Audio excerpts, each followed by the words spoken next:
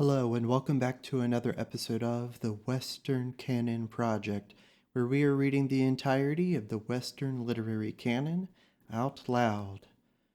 Today, we continue our series on our first author in this amazing journey, Ralph Waldo Emerson, specifically his essay, Character.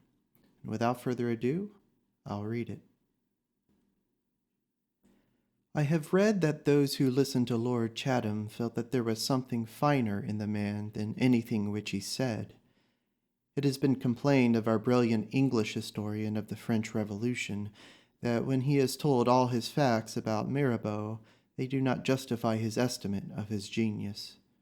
The Gracchi, Agis, Cleomenes, and other of Plutarch's heroes do not in the record of facts equal their own fame. Sir Philip Sidney, the Earl of Essex, Sir Walter Raleigh, are men of great figure and of few deeds. We cannot find the smallest part of the personal weight of Washington in the narrative of his exploits.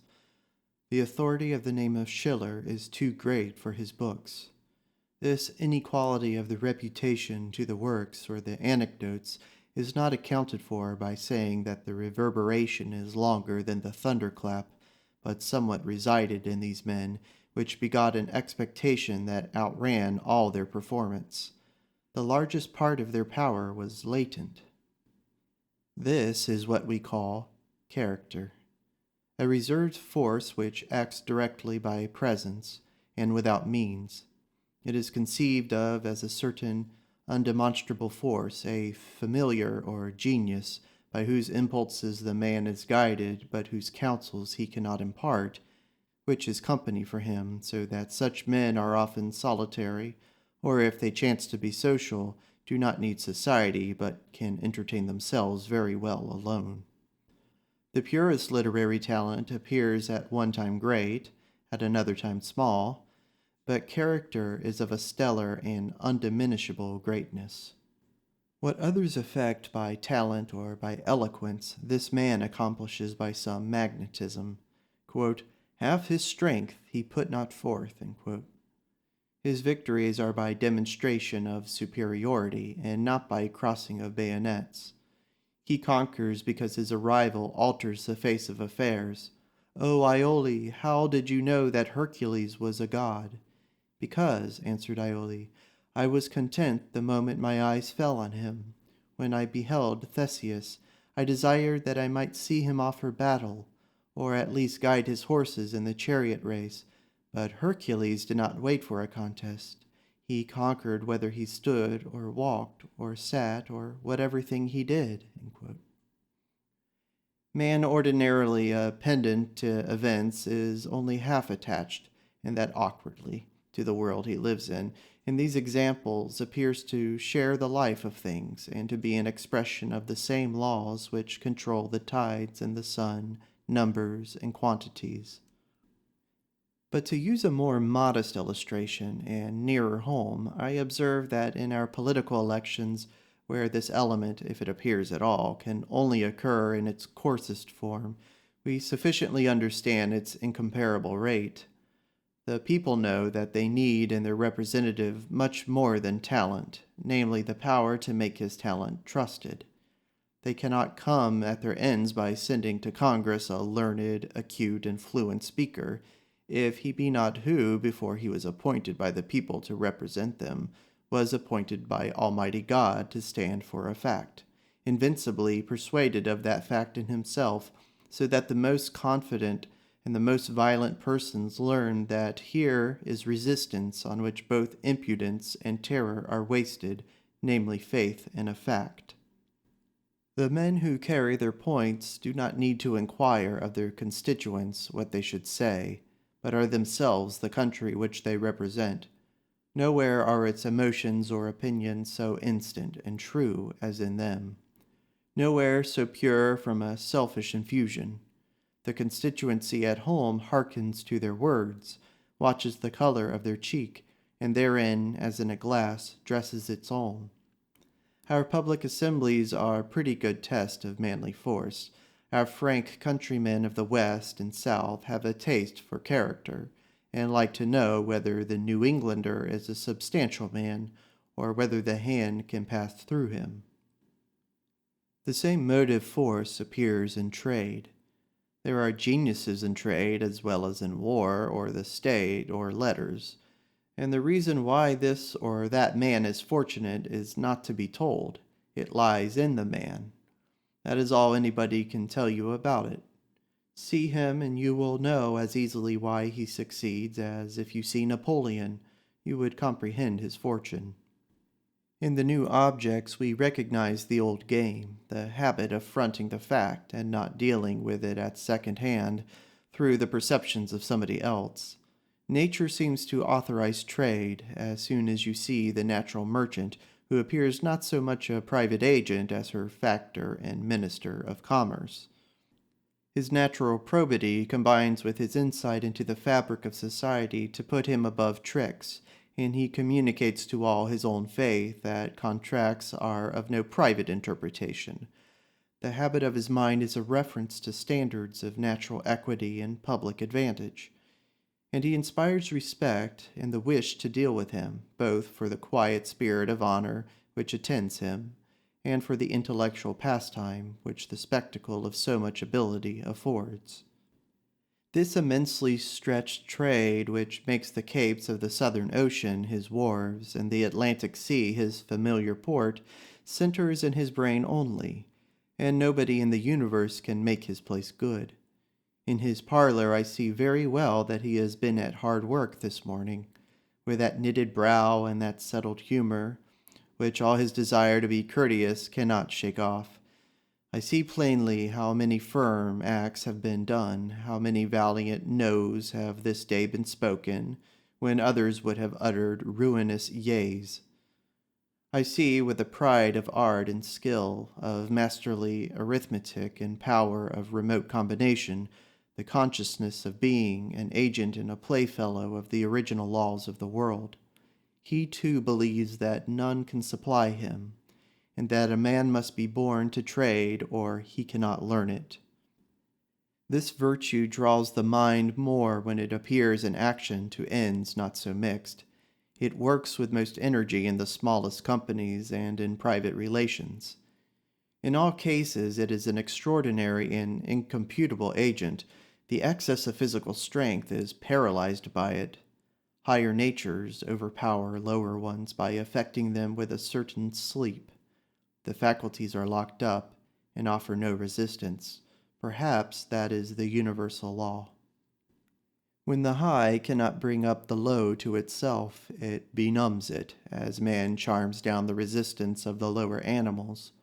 Men exert on each other a similar occult power. How often has the influence of a true master realized all the tales of magic? A river of command seems to run down from his eyes into all those who beheld him, a torrent of strong, sad delight like an Ohio or Danube, which pervaded them with his thoughts and colored all events with the hue of his mind. Quote, "What means did you employ?"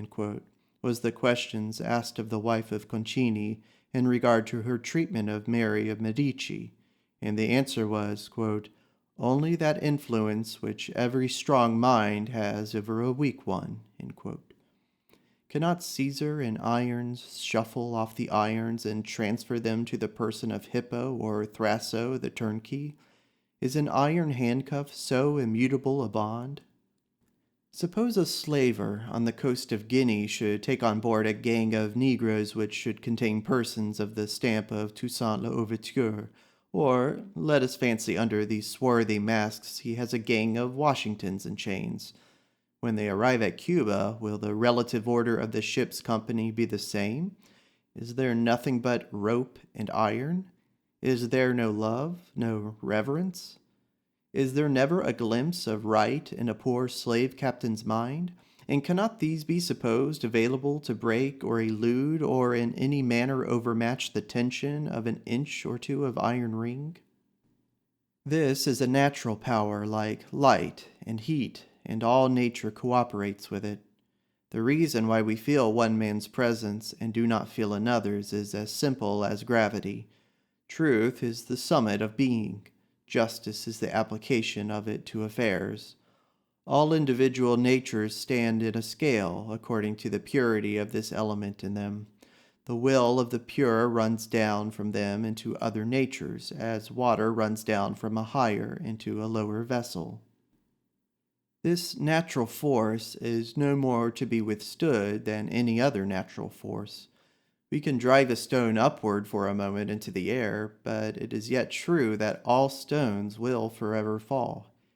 And whatever instances can be quoted of unpunished theft or of a lie which somebody credited, justice must prevail, and it is the privilege of truth to make itself believed. Character is this moral order seen through the medium of an individual nature.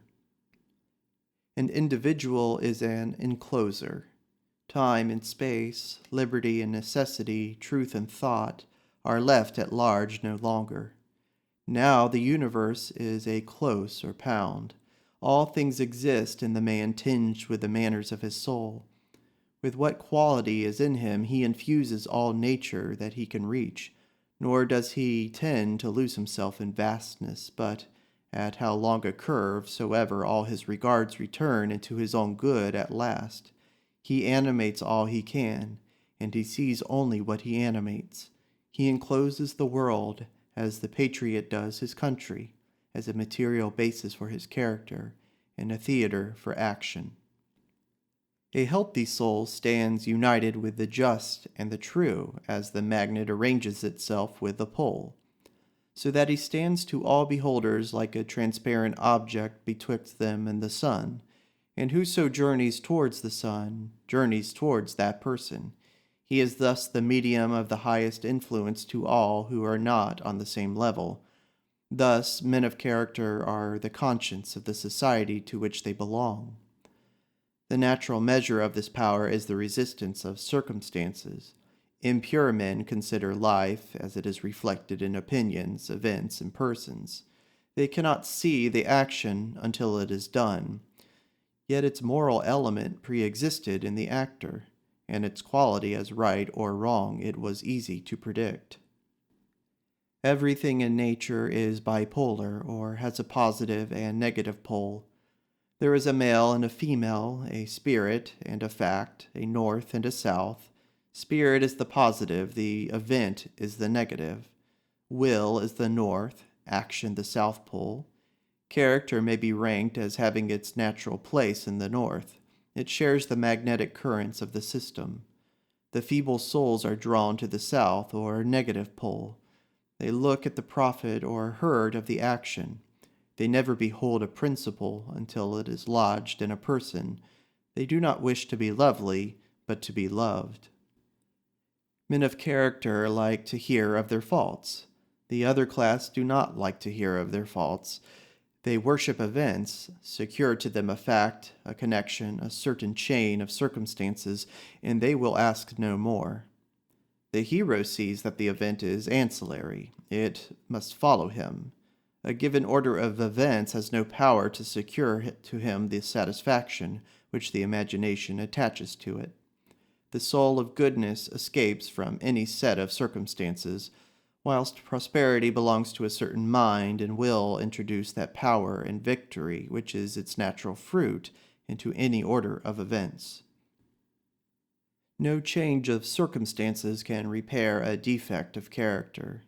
We boast our emancipation from many superstitions, but if we have broken any idols, it is through a transfer of the idolatry.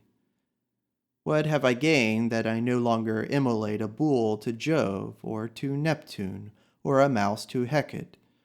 That I do not tremble before the Eumenides, or the Catholic Purgatory, or the Calvinistic Judgment Day, if I quake at opinion, the public opinion, as we call it, or at the threat of assault, or contumely, or bad neighbors, or poverty, or mutilation, or at the rumor of revolution or of murder.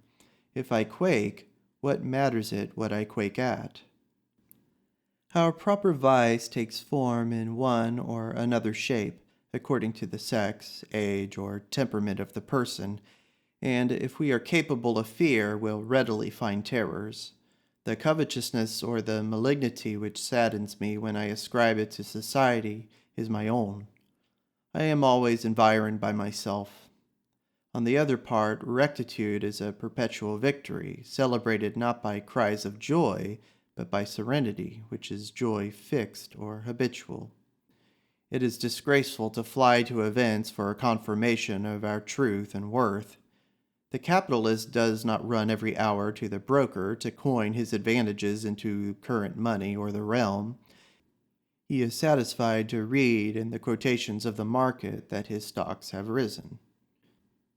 The same transport which the occurrence of the best events and the best order would occasion me, I must learn to taste pure in the perception that my position is every hour ameliorated, and does not already command those events I desire.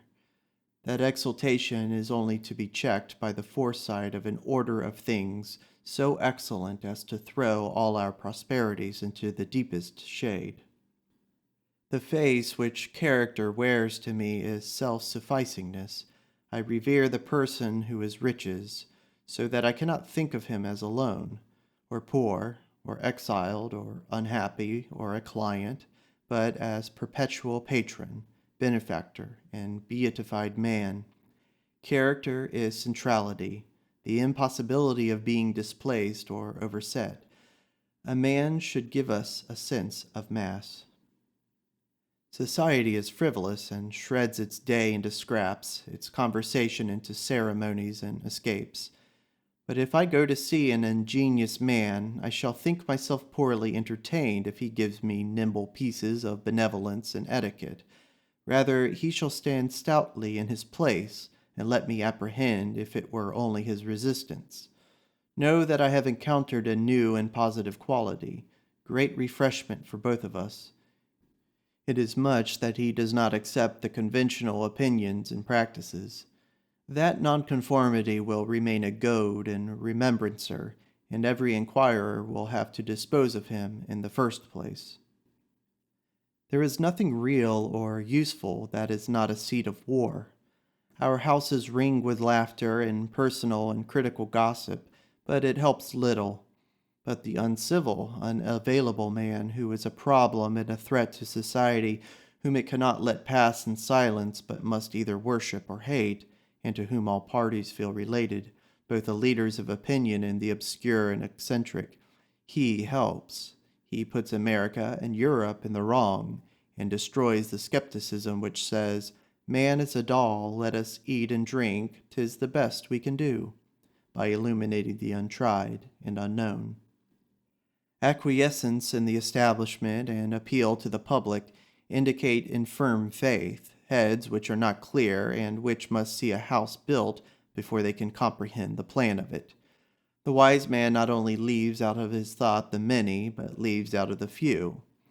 Fountains the self-moved, the absorbed, the commander because he is commanded, the assured, the primary, they are good, for these announce the instant presence of supreme power. Our action should rest mathematically on our substance. In nature there are no false valuations. A pound of water in the ocean tempest has no more gravity than in a midsummer pond. All things work exactly according to their quality and according to their quantity. Attempt nothing they cannot do, except man only. He has pretension. He wishes and attempts things beyond his force. I read in a book of English memoirs, Mr. Fox, afterwards Lord Holland, said he must have the treasury, he had served up to it, and would have it. Xenophon and his 10,000 were quite equal to what they attempted, and did it. So equal that it was not suspected to be a grand and inimitable exploit. Yet there stands that fact unrepeated, a high water mark in military history. Many have attempted it since, and not been equal to it. It is only on reality that any power of action can be based. No institution will be better than the institutor. I knew an amiable and accomplished person who undertook a practical reform, yet I was never able to find in him the enterprise of love he took in hand. He adopted it by ear and by the understanding from the books he had been reading. All his action was tentative, a piece of the city carried out into the fields, and was the city, still, and no new fact, and could not inspire enthusiasm. Had there been something latent in the man, a terrible, undemonstrated genius agitating and embarrassing his demeanor, we had watched for its advent. It is not enough that the intellect should see the evils and the remedy. We shall still postpone our existence, nor take the ground to which we are entitled, whilst it is only a thought and not a spirit that incites us. We have not yet served up to it. These are the properties of life, and another trait is the notice of incessant growth. Men should be intelligent and earnest. They must also make us feel that they have a controlling, happy future opening before them, whose early twilights already kindle in the passing hour. The hero is misconceived and misreported. He cannot therefore wait to unravel any man's blunders. He is again on his road, adding new powers and honors to his domain and new claims on your heart, which will bankrupt you if you have loitered about the old things and have not kept your relation to him by adding to your wealth. New actions are the only apologies and explanations of old ones which the noble can bear to offer or to receive. If your friend has displeased you, you shall not sit down to consider it, for he has already lost all money of the passage, and has doubled his power to serve you, and ere you can rise up again, will burden you with blessings. We have no pleasure in thinking of a benevolence that is only measured by its works. Love is inexhaustible, and if its estate is wasted, its granary emptied, still cheers and enriches, and the man, though he sleeps, seems to purify the air, and his house to adorn the landscape and strengthen the laws. People always recognize this difference. We know who is benevolent by quite other means than the amount of subscription to soup societies. It is only low merits that can be enumerated. Fear when your friends say to you what you have done well and say it through, but when they stand with uncertain timid looks of respect and half dislike, and must suspend their judgment for years to come, you may begin to hope. Those who live to the future must always appear selfish to those who live to the present.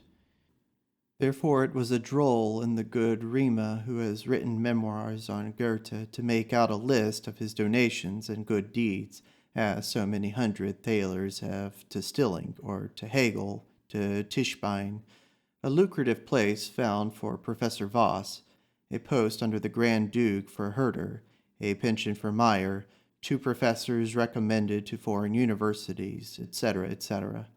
The longest list of specifications of benefit would look very short. A man is a poor creature if he is to be measured so. For all these, of course, are exceptions, and the rule and hodiernal life of a good man is benefaction.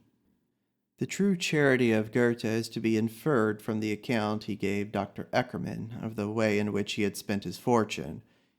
Quote, "Each bon mot of mine has cost a purse of gold.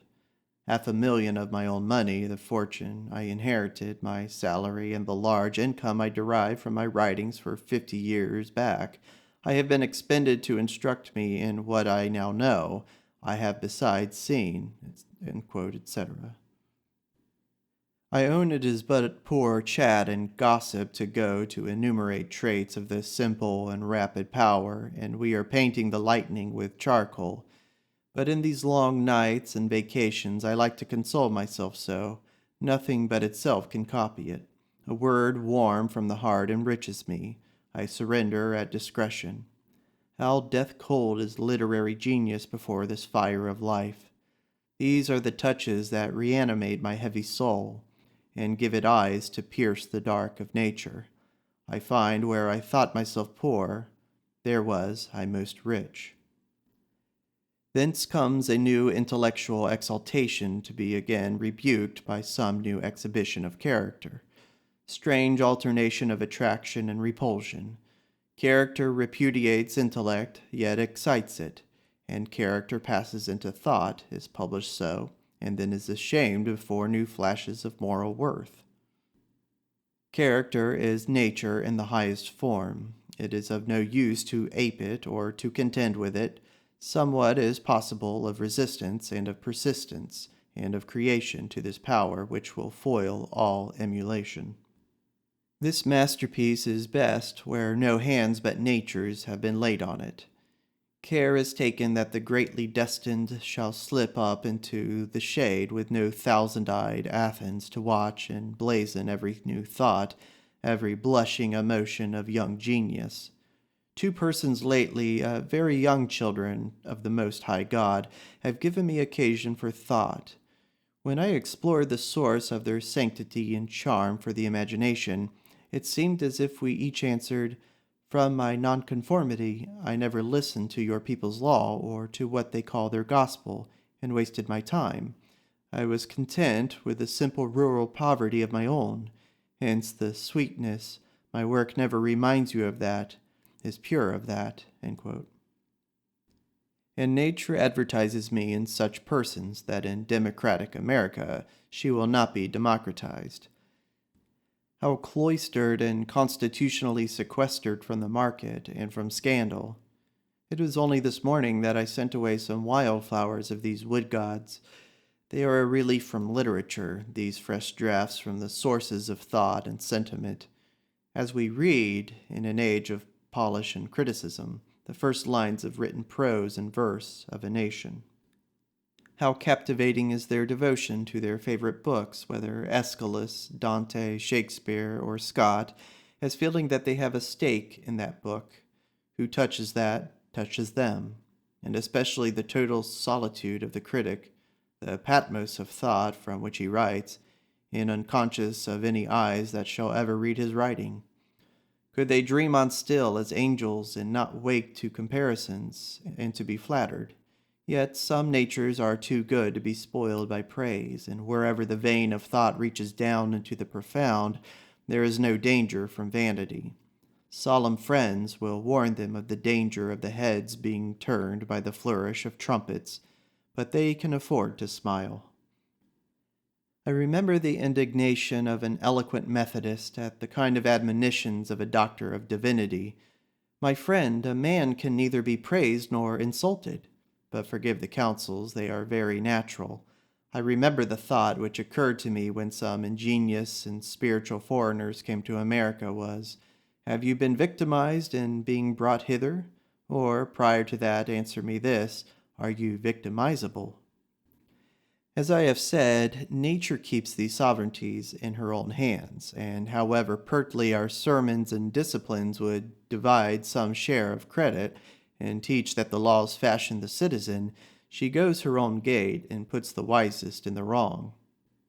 She makes very light of gospels and prophets, as one who has a great many more to produce and no excess of time to spare on any one. There is a class of men, individuals, of which appear at long intervals, so eminently endowed with insight and virtue that they have been unanimously saluted as divine, and who seem to be an accumulation of that power we consider. Divine persons are character-born, or, to borrow a phrase from Napoleon, they are victory organized. They are usually received with ill will because they are new and because they set a bound to the exaggeration that has been made of the personality of the last divine person. Nature never rhymes her children, nor makes two men alike. When we see a great man, we fancy a resemblance to some historical person, and predict the sequel of his character and fortune, a result which he is sure to disappoint. None will ever solve the problem of his character according to our prejudice, but only in his own high, unprecedented way. Character wants room, must not be crowded on by persons, nor be judged from glimpses got in the press of affairs or on few occasions. It needs perspective. As a great building, it may not, probably does not, form relations rapidly. And we should not require rash explanation either on the popular ethics or on our own of its action. I look on sculpture as history. I do not think the Apollo and the Jove impossible in flesh and blood. Every trait which the artist recorded in stone he had seen in life, and better than his copy. We have seen many counterfeits, but we are born believers in great men. How easily we read in old books, when men were few, of the smallest action of the patriarchs. We require that a man should be so large and columnar in his landscape that it should deserve to be recorded that he arose and girded up his loins and departed to such a place. The most credible pictures are those of majestic men who prevailed at their entrance and convinced the senses, as happened to the Eastern Magian who was sent to test the merits of Zarathustra or Zoroaster. When the Unani sage arrived at Balkh, the Persians tell us Gushtasp appointed a day on which the Mobeds of every country should assemble, and a golden chair was placed for the Unani sage. Then the beloved of Yezdam, the prophet Zarathustra, advanced into the midst of the assembly. The Unani sage, on seeing that chief, said, "This form and this gait cannot lie, and nothing but truth can proceed from them." Plato said it was impossible not to believe in the children of the gods, though they should speak without probable or necessary arguments. I should think myself very unhappy in my associates if I could not credit the best things in history. John Bradshaw, says Milton, appears like a consul, from whom the faces are not to depart with the year, so that not on the tribunal only, but throughout his life, you would regard him as sitting in judgment upon kings. I find it more credible, since it is anterior information, that one man should know heaven, as the Chinese say, than that so many men should know the world. Quote, "The virtuous prince confronts the gods without any misgiving. He waits 100 ages till a sage comes and does not doubt. He who confronts the gods without any misgiving knows heaven. He who waits 100 ages until a sage comes without doubting knows men. Hence the virtuous prince moves and for ages shows empire the way." End quote. But there is no need to seek remote examples. He is a dull observer whose experiences has not taught him in the reality and force of magic, as well as of chemistry. The coldest precision cannot go abroad without encountering inexplicable influences. One man fastens an eye on him, and the graves of the memory render up their dead. The secrets that make him wretched either to keep or to betray must be yielded. Another, and he cannot speak, and the bones of his body seem to lose their cartilages. The entrance of a friend adds grace, boldness, and eloquence to him. And there are persons he cannot choose but remember, who gave a transcendent expansion to his thought, and kindled another life in his bosom. What is so excellent as strict relations of amity when they spring from this deep root? The sufficient reply to the skeptic who doubts the power and the furniture of man is in that possibility of joyful intercourse with persons which makes the faith and practice of all reasonable men. I know nothing which life has to offer so satisfying as the profound good understanding which can subsist after much exchange of good offices between two virtuous men, each of whom is sure of himself and sure of his friend. It is a happiness which postpones all other gratifications and makes politics and commerce and churches cheap. For when men shall meet as they ought, each a benefactor, as a shower of stars, clothed with thoughts, with deeds, with accomplishments, it should be the festival of nature which all things announce. Of such friendship, love in the sexes is the first symbol, as all the other kings are symbols of love. Those relations to the best men which at one time we reckon the romances of youth become, in the progress of the character, the most solid enjoyment. If it were possible to live in right relations with men, if we could abstain from asking anything of them, from asking their praise or help or pity, and content us with compelling them through the virtue of the eldest laws, could we not deal with a few persons, with one person, after the unwritten statutes, and make an experiment of their efficacy? Could we not pay our friend the compliment of truth, of silence, of forbearing? Need we be so eager to seek him? If we are related, we shall meet.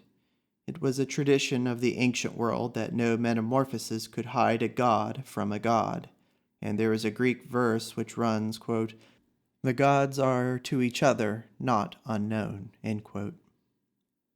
Friends also follow the laws of divine necessity. They gravitate to each other and cannot otherwise. Quote, "When each the other shall avoid, shall each by each be most enjoyed." End quote. Their relation is not made, but allowed. The gods must seat themselves without senescal in our Olympus, and as they can install themselves by seniority divine, society is spoiled if pains are taken, if the associates are brought a mile to meet. And if it be not society, it is a mischievous, low, degrading jangle, though made up of the best. All the greatness of each is kept back, and every foible and painful activity, as if the Olympians should meet to exchange snuff-boxes. Life goes headlong. We chase some flying scheme, or we are hunted by some fear or command behind us. But if suddenly we encounter a friend, we pause. Our heat and hurry look foolish enough. Now pause, now possession is required, and the power to swell the moment from the resources of the heart. The moment is all, in all noble relations. A divine person is the prophecy of the mind. A friend is the hope of the heart. Our beatitude waits for the fulfillment of these two in one. The ages are opening this moral force. All force is the shadow or symbol of that. Poetry is joyful and strong as it draws its inspiration thence. Men write their names on the world as they are filled with this. History has been mean. Our nations have been mobs. We have never seen a man. That divine form we do not yet know, but only the dream and prophecy of such. We do not know the majestic manners which belong to him, which appease and exalt the beholder. We shall one day see that the most private is the most public energy, that quality atones for quantity, and grandeur of character acts in the dark and succors them who never saw it. What greatness has yet appeared is beginnings and encouragements to us in this direction. The history of those gods and saints which the world has written and then worshipped are documents of character.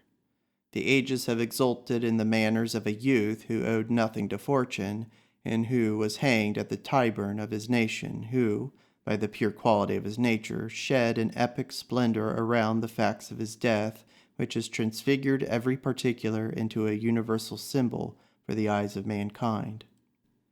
This great defeat is hitherto our highest fact, but the mind requires a victory to the senses, a force of character which will convert judge, jury, soldier, and king, which will rule animal and mineral virtues and blend with the courses of sap, of rivers, of winds, of stars, and of moral agents.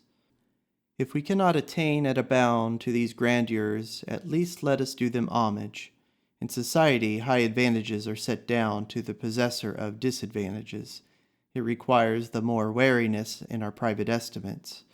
I do not forgive in my friends the failure to know a fine character and to entertain it with thankful hospitality.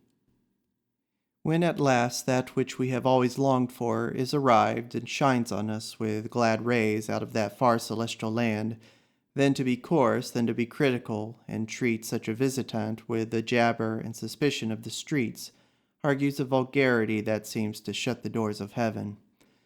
This is confusion, this the right insanity, when the soul no longer knows its own, nor where its allegiance, its religion, are due. Is there any religion but this? To know that wherever in the wide desert of being the holy sentiment we cherish has opened into a flower, it blooms for me. If none sees it, I see it.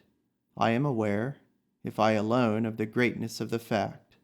Whilst it blooms, I will keep Sabbath or holy time, and suspend my gloom and my folly in jokes. Nature is indulged by the presence of this guest.